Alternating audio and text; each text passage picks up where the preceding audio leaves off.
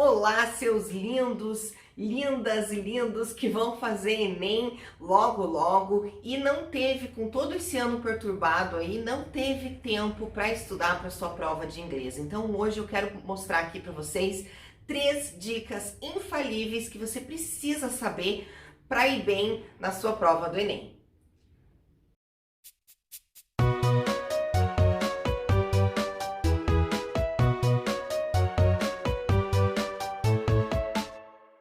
Bom, então a primeira dica é a seguinte: você precisa saber, você precisa entender, você precisa lembrar de que no inglês, quando a gente está falando de algo, a característica desse algo vem antes. Ou é caneta vermelha. Em inglês a gente vai falar red pen. Então em inglês vai ficar ao contrário. A característica, qual é a característica da caneta?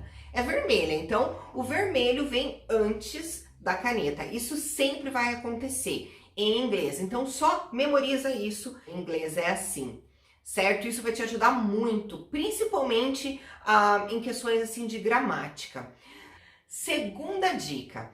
Essa segunda dica é para interpretação de texto. Então a primeira coisa que você vai fazer quando você for interpretar um texto no Enem em inglês, você vai prestar atenção no título, porque existem vários tipos de texto. Então você vai ver se é de repente um documentário, se é um artigo científico, que tipo de artigo que é, qual é o título. Então o título ele vai te esclarecer muita coisa.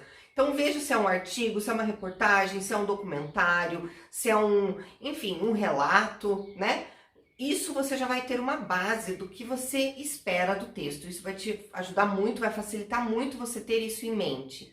E a terceira dica infalível é que você precisa ficar atento, você precisa dar uma revisada lá nos falsos cognatos e nos verdadeiros cognatos, ou seja, nos cognatos em geral. Porque isso também cai no Enem, cai em provas de vestibular, é muito comum acontecer e você precisa estar atento, porque isso é uma coisa que confunde muitos alunos, que são aquelas palavrinhas que parecem ser uma coisa em inglês, mas que em português é totalmente diferente. Esses são os falsos cognatos. Os verdadeiros cognatos são aquelas palavras que parecem alguma coisa em inglês e que em português também é. Por exemplo, family. Family, em português, é família, em inglês também é família. Então esse é um verdadeiro cognato. Agora um exemplo de um falso cognato seria, por exemplo, relatives e parents, né? Então parents é muito comum, as pessoas falam, parents são parentes, mas não, parents são pais. Como que é parentes em inglês? É relatives. Tá? Então, essas coisinhas assim, você precisa estudar, dar uma olhadinha nesses falsos cognatos, nos verdadeiros cognatos.